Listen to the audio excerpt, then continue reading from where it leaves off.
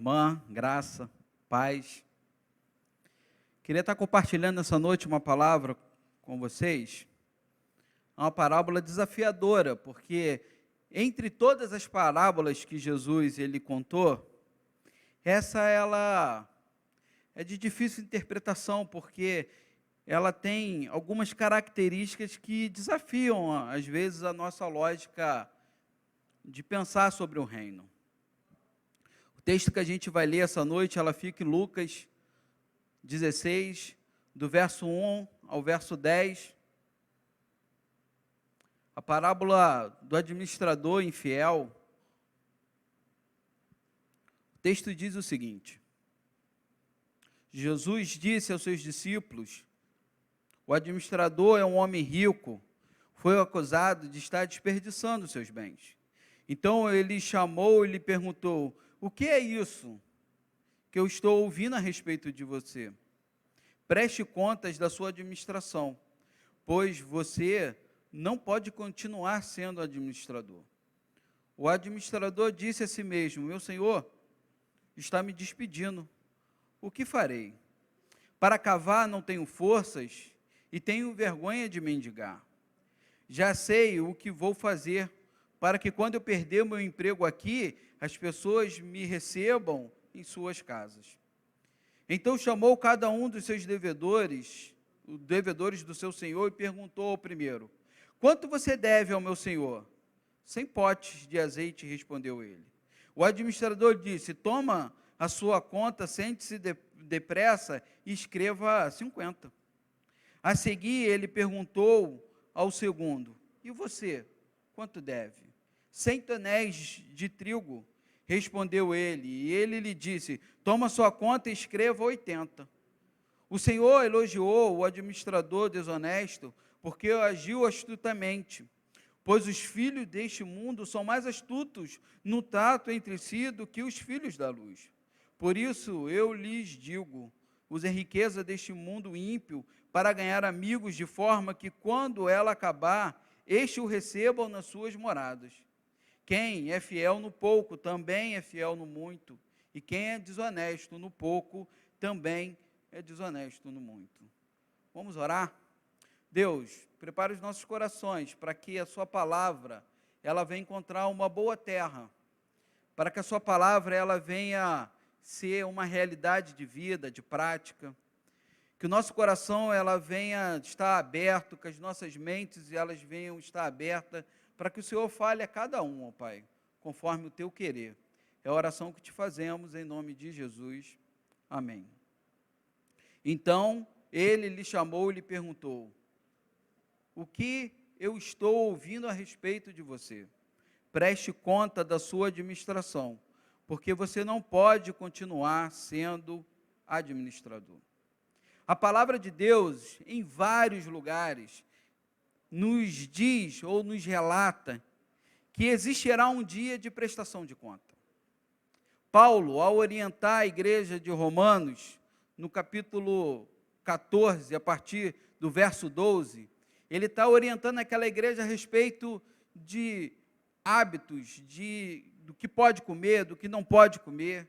E Paulo diz algo interessante, que ele diz o seguinte: assim cada um de vocês prestará conta de si mesmo a Deus. Portanto, deixe de julgar uns aos outros. Em vez disso, façamos o propósito de não pôr pedra de tropeço ou obstáculo no caminho do nosso irmão. Em nossa caminhada, é comum a gente refletir sobre esse dia do encontro, esse dia onde nós vamos estar diante de Deus, através ou pautados nas nossas ações, devoções e obediência. É comum a gente olhar e avaliar a nossa espiritualidade, a nossa caminhada no reino, e certamente a gente pode falar como um jovem rico: tudo isso eu tenho obedecido. Estabelecemos critérios religiosos e parâmetros para nos julgar merecedores de algo. Olhamos para os mandamentos que a Bíblia tem e usamos elas como balizadores desse caminho. Então a gente vai ver amar a Deus acima de todas as coisas, não colocar o nome de Deus em vão, guardar o dia do Senhor, honrar pai e mãe, não matar, não adulterará, não darás falsos testemunhos, não cobiçará a mulher do teu próximo, como elementos de realidades da nossa caminhada que nos permitem avaliar como que a gente tem reagido ao reino de Deus, ou como a gente vai estar diante de Deus, como que nesse dia de prestação de conta, a gente pode ter elementos para nos apresentarmos diante de Deus. Mas o interessante é que não são poucas as vezes que as nossas estéticas religiosas contradizem a nossa interioridade. Não são poucas as vezes que aquilo que a gente aparenta ser contradiz aquilo que está dentro do nosso coração. Então, quando a gente vai de encontro com a palavra de Deus, e a gente vê que Deus nos orienta a amar a Deus acima de todas as coisas, não são poucas as vezes que a gente coloca pessoas e lugares e coisas no lugar de Deus, aonde a gente fala, ó, não, Deus é suficiente para mim, mas na realidade, no fundo do nosso interior, existem coisas e pessoas que ocupam esse lugar de Deus na nossa vida. Quando a palavra de Deus nos diz que a gente não deve colocar o nome de Deus em vão, mas constantemente a gente fala a respeito de Deus coisas que não são realidades. A gente fala verdades que para a gente, naquele momento, é realidade que a gente fala, Deus mandou falar, mas não são realidades, e a gente coloca palavras de Deus em vão. A gente pensa que guardar o dia do Senhor é um comportamento de ritos, de vir à igreja, de ter um templo, de ter um dia, mas existe um santificar esse dia que não experimentamos na nossa rotina, não conseguimos experimentar no nosso dia a dia. A gente acha que honrar pai e mãe é simplesmente uma obediência cega, mas existe profundidade nesse mandamento. Não matar, e a gente acha que esse não matar é apenas uma ruptura da existência. Mas constantemente matamos pessoas, através da nossa indiferença, através do nosso ódio, através dos nossos sentimentos mais profundos. A gente não tira a existência, a gente não tira a vida, mas a gente mata pessoas em nosso coração. Não adulterarás. E Jesus, quando ele trata isso, quando ele vai falar sobre isso no Sermão da Montanha, ele vai falar o seguinte, ó, eu vou tirar da consciência de vocês aquilo que está muito objetivo, e vou colocar na subjetividade de vida de vocês, e eu vou dizer o seguinte, ó, aquele que no seu coração cobiçar a mulher do seu próximo, já cometeu adultério. Então é nesse momento de avaliação, que a gente olha para os elementos que poderiam nos dar sustentação diante desse dia, onde estaremos diante do Senhor prestando contas, é que a ficha cai e a gente recorre à graça do Pai. É nesse dia que, quando eu estou avaliando a minha espiritualidade, a minha caminhada, eu olho para esses elementos e falo, não estão sendo suficientes, e eu preciso da graça de Deus. Eu recorro à misericórdia de Deus. O interessante é que esse texto, ele faz parte de um segundo momento, ou uma segunda parte do texto de Lucas, porque essa parte da parábola é a parte onde Lucas está descrevendo o caminho de Jesus para Jerusalém. Então Jesus, ele sai da Galiléia dos gentios, e ele está indo para Jerusalém, a capital. Mas essa parábola, ela é desafiadora já no seu próprio contexto, porque se a gente vai olhar aqueles subtítulos que a Bíblia traz, a gente vai ver que em algumas versões vai dizer o seguinte, a parábola do administrador infiel. Se a gente vai numa outra versão de Bíblia, já vai falar que a parábola do administrador prudente. E se a gente vai ainda recorrer a alguns comentários, tem alguns comentários que tratam esse texto como façam amigos com a sua riqueza.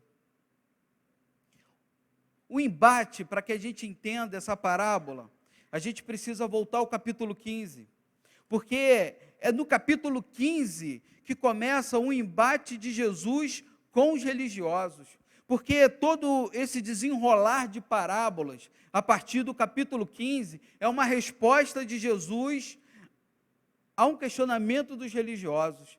Então, se você voltar à sua Bíblia, no capítulo 15, a partir do verso 1, vai dizer o seguinte, todos os publicanos e pecadores estavam se reunindo e ouvindo, mas os fariseus e os mestres da lei criticavam: este homem recebe pecadores e come com eles. O verso 3 vai dizer o seguinte, então Jesus contou esta parábola.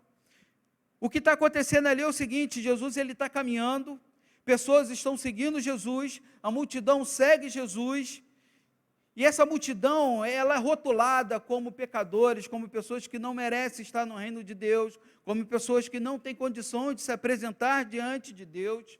E Jesus ali acolhe aquelas pessoas, senta, come com elas, e os religiosos começam a ficar incomodados com aquilo ali.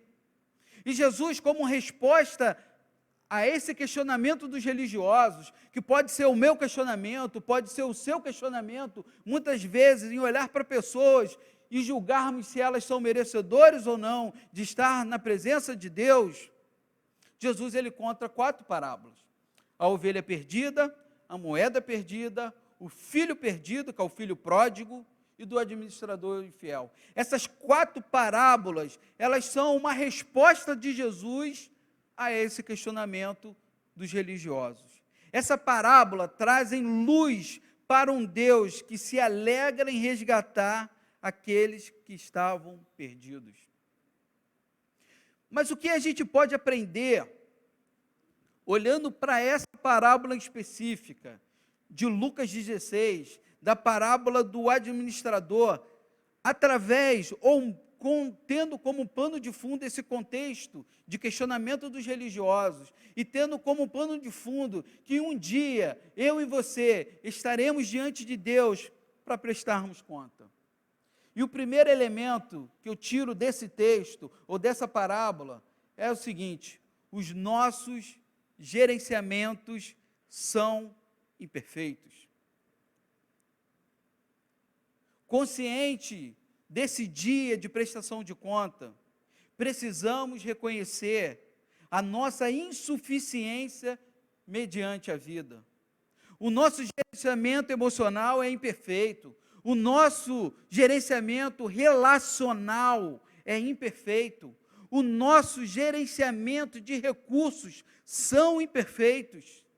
Em um mundo aberto para o pecado, precisamos reconhecer as nossas imperfeições. Uma das grandes armadilhas da religião é nos colocar em lugares e posições que corrompem a nossa visão sobre a nossa imperfeição.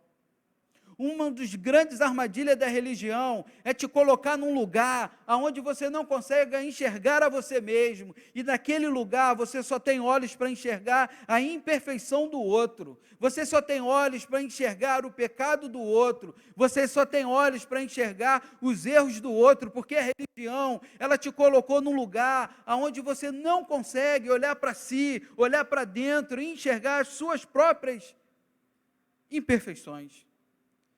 O embate de Jesus com os religiosos da sua época é justamente esse conflito, porque eles se acham melhores do que os outros.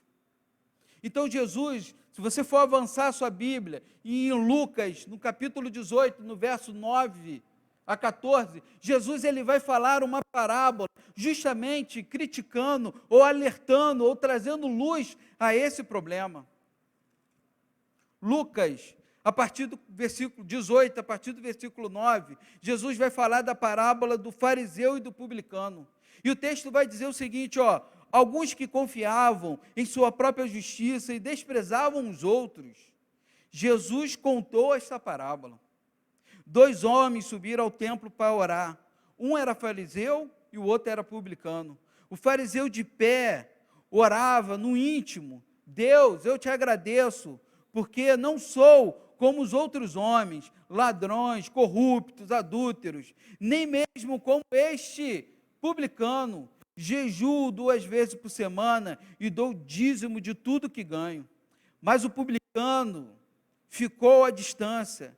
Ele nem ousava olhar para os céus, mas batendo no seu peito dizia: Deus, tenha misericórdia de mim, porque sou pecador. Eu lhe digo que este homem, não o outro, foi para casa justificado diante de Deus, pois quem se exalta será humilhado, e quem se humilha será exaltado. O fariseu fala de si para si, se julga merecedor, fala a partir das suas virtudes. Ele ora falando: ó Deus, eu não sou como o outro, eu jejuo, eu faço, eu mereço. Mas o publicano, ele fala a partir da sua debilidade, das suas imperfeições, da sua falta. Ele não tem nem condição de olhar para o céu porque não se acha digno. Ele consegue olhar para as suas imperfeições e saber que aquele lugar, que é o lugar da oração, é um lugar onde ele não merecia estar. O fariseu se relaciona com Deus a partir do seu comportamento moral, daquilo que ele faz, daquilo que ele deixa de fazer. Mas o publicano, ele consegue ir além. Ele se relaciona com Deus a partir da sua condição existencial. O texto vai dizer que ele falou: ó, eu não sou merecedor. Tem misericórdia de mim, porque eu estou num lugar aonde eu consigo olhar para mim e enxergar as minhas próprias imperfeições. Como você se vê, meu irmão? Como você olha para você e se enxerga? Como você entende a sua realidade de vida? Será que a religião ela te colocou num lugar aonde você não consegue enxergar as suas próprias imperfeições? Será que a religião, ela te conduziu a um lugar aonde fez com que as suas ações e os seus méritos te conduzisse a um sentimento de merecimento? Como você tem agido? Essa consciência desse encontro com Deus, aonde iremos prestar conta, revela para nós um Deus que é gracioso em resgatar aqueles que estavam perdidos, mas para isso nós precisamos reconhecer a nossa condição.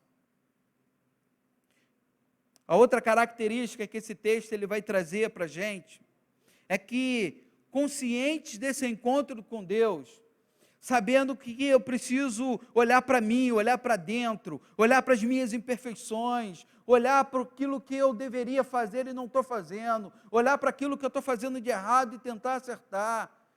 Existe um desafio também, que é o desafio da gente ressignificar as nossas relações. Então, se num primeiro momento, esse dia diante de Deus me traz uma consciência de olhar para mim, olhar para dentro de mim, agora Ele me desafia a olhar para o lado de fora, olhar para as minhas relações, para os meus relacionamentos, ressignificar a maneira com que eu lido com as pessoas.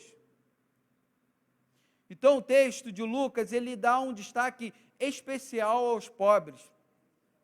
Ele enfatiza a crítica de Jesus aos ricos e poderosos. Então a gente já vai ver lá em Lucas, no capítulo 1, no Cântico de Maria, que ela vai falar: ó, eu sou uma serva humilde.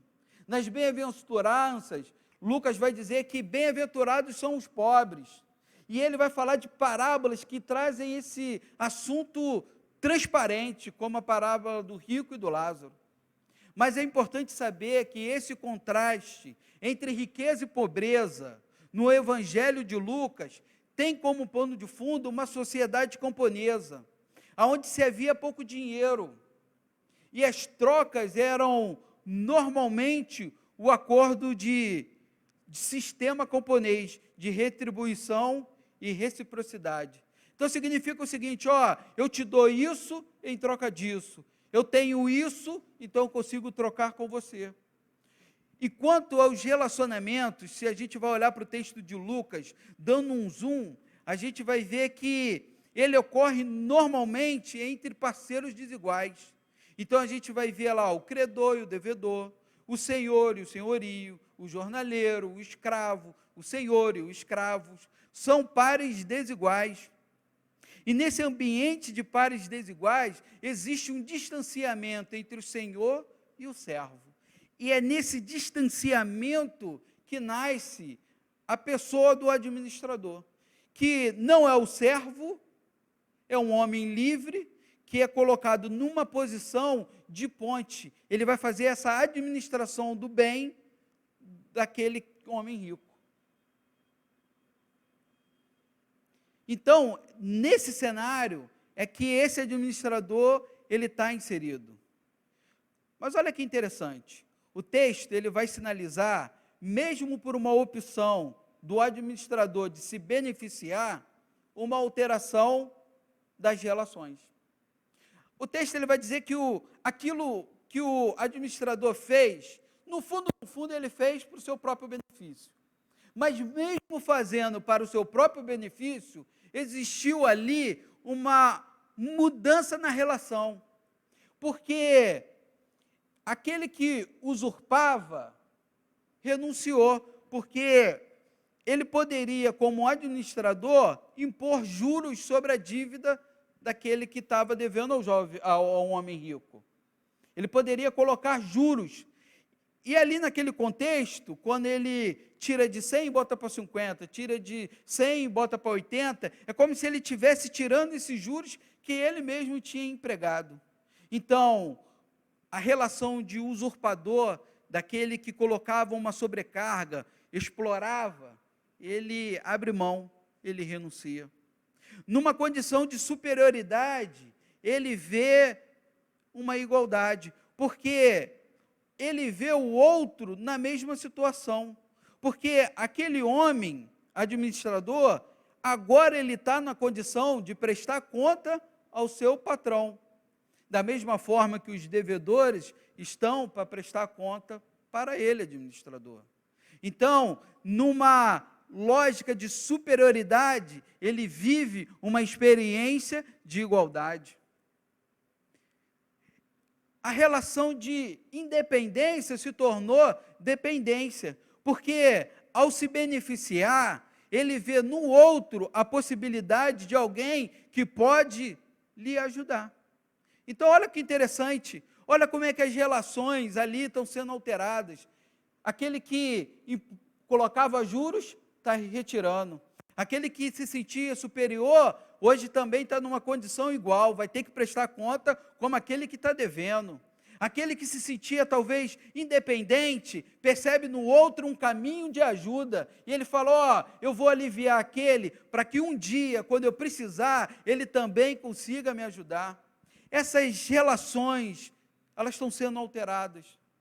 E o desafio da relação nossa de ser humano é justamente esse.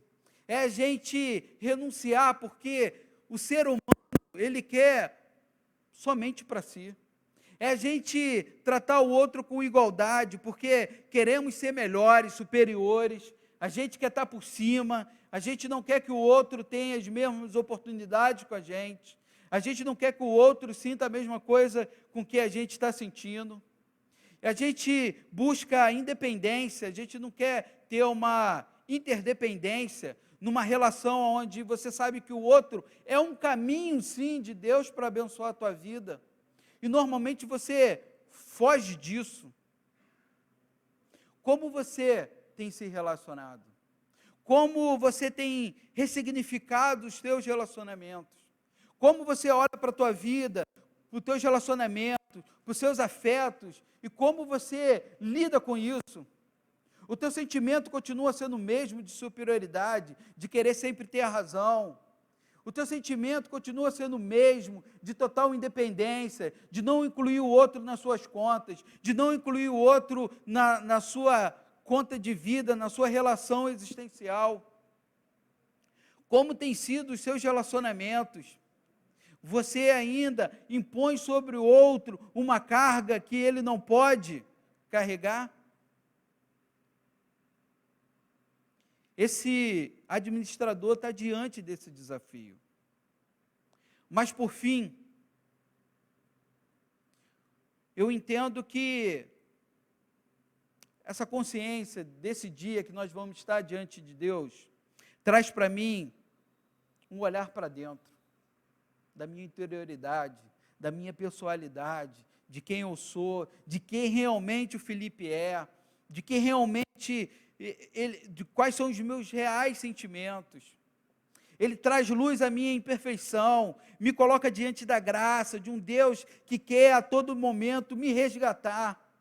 Ele faz com que essa consciência me faça olhar para o lado de fora, enxergue pessoas, faça do outro igual, trata o outro como alguém que possa ser um caminho de Deus para a minha vida, um caminho para que possa me abençoar, um caminho para que possa estar conectado comigo. Mas também, essa relação me traz luz à maneira com qual eu preciso me relacionar com Deus. Por último, quem sabe que não tem na vida tudo para dar a Deus, precisa aprender a dar tudo que tem. De novo, quem sabe que não tem na vida tudo para dar para Deus, tem que aprender a dar tudo que tem. Aquele administrador, quando convocado diante do seu patrão, sabe que não tem tudo para dar, então resolve chamar os devedores para negociar com eles aquilo que eles conseguiriam dar, porque não tendo tudo para dar, ele deu tudo que tem. Não tendo tudo para dar para o seu patrão, que era o 100, ele fala assim, eu não vou chegar de mão vazia, o que eu consigo dar? É 50, é 80, então eu vou dar aquilo que eu tenho. Então chamou cada um dos seus devedores e perguntou ao primeiro, quanto você deve ao Senhor? 100 potes de azeite, respondeu ele.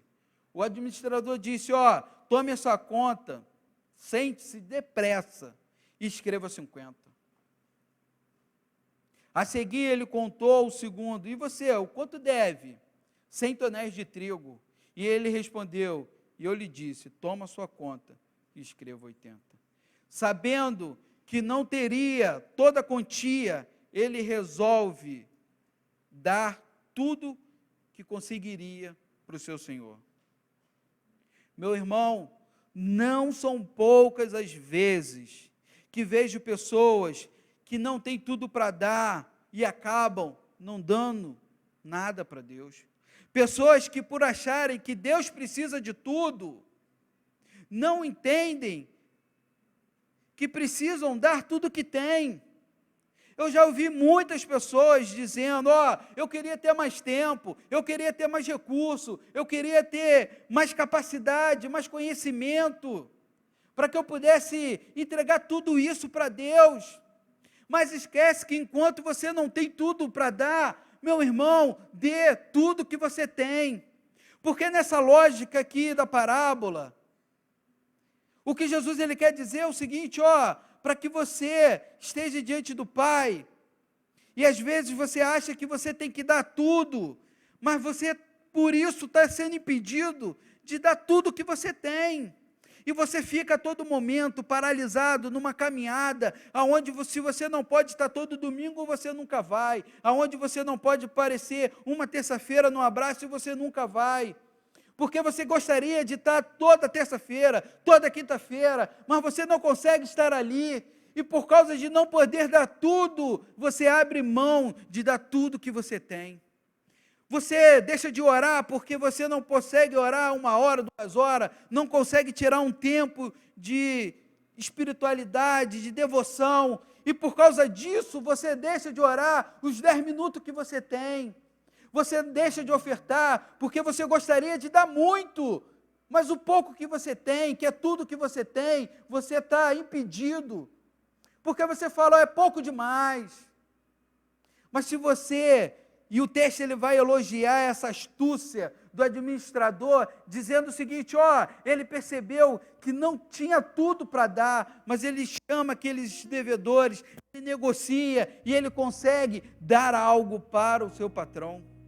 Meu irmão, Pode ser que a tua caminhada ela esteja paralisada, porque por muito tempo você olhou para as suas condições e falou: hoje não dá, eu não tenho tempo, eu estou atarefado demais, eu estou preocupado demais, eu tenho desafios demais, e você não consegue avançar.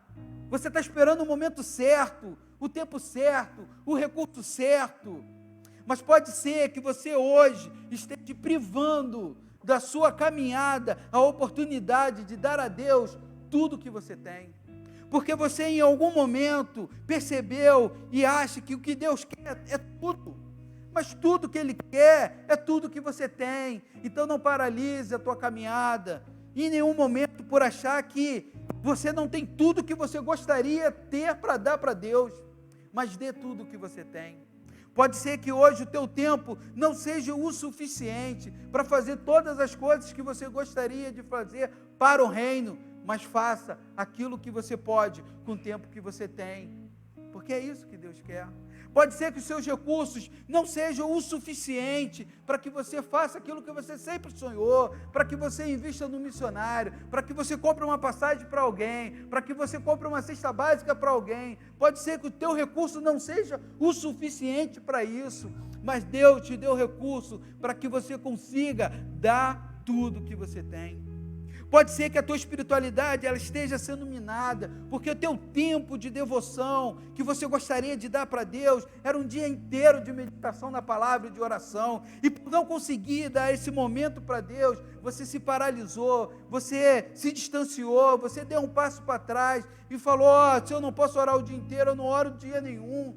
E Deus ele fala assim: não, se você não tem hoje esse tempo para dar, dá todo o tempo que você tem. A questão aqui não é o que te sobra, mas é tudo que você tem. Essa é a astuta do administrador e fiel. É isso que Jesus ele elogia nessa parábola. É isso que Jesus ele quer chamar a atenção para a gente. Porque nesse embate dos Jesus e dos religiosos, essa consciência de que nós vamos estar diante de Deus, e que Ele vai olhar com a gente com graça, com amor, com misericórdia. Ele vai nos julgar conforme os seus critérios, não conforme o meu critério de merecimento, de méritos e deméritos. Não, existe misericórdia, compaixão, graça de Deus, que enxerga a minha imperfeição, que consegue saber as minhas limitações. Essa parábola ela me faz olhar para mim, me faz olhar para o outro, mas ela também me desafia a olhar para Deus, para as coisas que eu estou fazendo, para aquilo que está na minha mão, para os meus recursos, e falar: hoje o que eu posso é isso, então eu dou tudo que eu tenho para Deus. Qual é o teu tudo que você deve ofertar para Deus? Qual é o teu tudo hoje, que talvez para você é pouco, mas é seu tudo, para que você consiga ofertar para Deus? O desafio que Jesus faz, ou a maneira com que Jesus conta essas parábolas, para falar sobre os religiosos, é como se ele estivesse falando comigo e com você, meu irmão. É como se essas verdades fossem verdades que servem para mim e para você. Pessoas que caminham no reino, que estão dentro da igreja, que leem a palavra, que estão acostumadas com a liturgia de um culto. Essas parábolas e esse ensinamento de Jesus é falando conosco, é trazendo luz para a gente, porque constantemente a gente vai na caminhada esquecendo, abrindo mão, deixando para depois, abrindo mão, não dando o próximo passo, e a gente vai tirando da gente a oportunidade de darmos para Deus tudo que nós temos. Pode ser que o teu desafio hoje, meu irmão, seja olhar para você. Você vive uma espiritualidade de olhar para o outro, de julgar o outro, de enxergar as imperfeições do outro, mas Deus ele quer que você consiga olhar para si, se enxergar. E pode ser que o teu desafio hoje seja olhar para as suas relações, ressignificar as suas relações, ressignificar a tua relação, não simplesmente com as pessoas, mas com as coisas que você tem. E você conseguir converter isso tudo para benefício do reino. Mas pode ser que a tua limitação na caminhada é uma paralisia, por uma falsa sensação de que não tem nada para dar para Deus, sendo que aquilo que tu tem é tudo que Deus quer. Eu quero orar por você, para que você consiga romper esses desafios da religião, romper essas armadilhas da religião, que nos pegam constantemente. Constantemente, a gente é pego nessas armadilhas, a gente negocia, a gente deixa de dar, a gente deixa de investir, a gente deixa de orar, porque a gente não tem tempo, a gente não consegue, não tem um momento perfeito. Mas rompa com isso. Vou orar por você e quero que você ore por mim também, porque esse desafio é teu, é meu, é nosso. É nosso como igreja, é nosso como comunidade, é nosso como aquele que quer andar no reino, crescer no reino. Pai, que a Tua palavra ela venha ser transformadora no nosso coração, que a gente consiga romper com a nossa individualidade, com o nosso sentimento de olhar para o outro e não conseguir enxergarmos a nós mesmos, que nós possamos romper, ó Pai, e ressignificar as nossas relações com o nosso próximo e com as coisas, para que a gente entenda que no dia onde nós estivermos diante do Senhor, a gente consiga entender que conseguimos dar tudo que tínhamos para o Senhor, ó Pai. Não nos permita limitar, ó Pai, aquilo que damos para o Senhor, num pré-julgamento de que o Senhor quer mais, mas hoje, que o Seu Santo Espírito faça com que a gente compreenda que a gente precisa dar tudo que a gente tem, que os nossos irmãos consigam compreender que mesmo nas nossas imperfeições, nós ainda temos condições de dar a Deus tudo que nós temos. Essa oração que eu te faço, em nome de Jesus, amém, Senhor, amém.